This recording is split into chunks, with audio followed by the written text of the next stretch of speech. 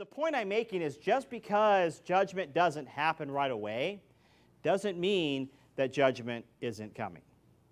And the Bible says, that because it's not executed speedily, it's fully set in the heart of men to do evil. Because, they shake their fist at God and God doesn't give them a heart attack. He could, but He doesn't. They shake their fist again, and guess what? More people shake their fist. More people are like, oh, well, look, nothing happened to me. But here's what I want to bring out of this. Because God's judgment was silent doesn't mean He was consenting to their actions. And I want to just kind of stop here, just something kind of not even related. This statement, silence is consent, is bogus. Okay, I don't give my opinion every time I hear someone say something wrong.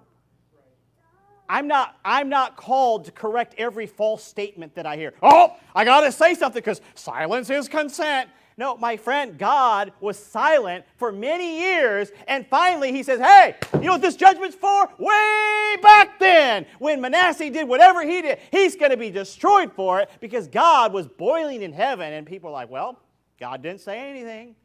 America, we started homosexuality, marriage is allowed, and look, America's still free. Hey, don't think that because God hasn't done anything that He's consenting with what's taking place. Judgment's coming, my friend.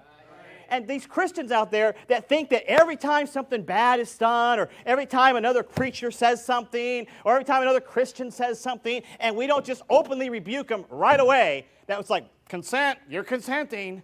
That's crazy. But I've heard this used many times when it comes to a situation where if you don't agree with what's being done, you have to speak up, because if you don't speak up, you're consenting to what's being done. And that is far from the case. There's a lot of things that personally I don't address and I overlook, but if someone were to come to me and say, hey, preacher, what's your opinion on this? I'd be glad to give it.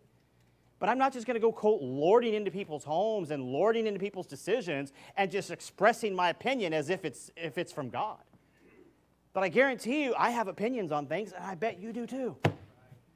And just because you keep silent on things doesn't mean you're consenting to things. Everybody understand that? That just doesn't even make sense. Silence is consent.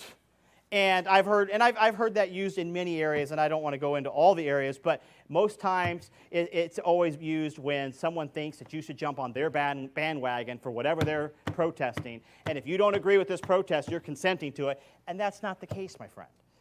I can consent, I could be in disagreement with it, but just say, you know what, that's not what I want to do right now. That's not the protest that I want to be doing.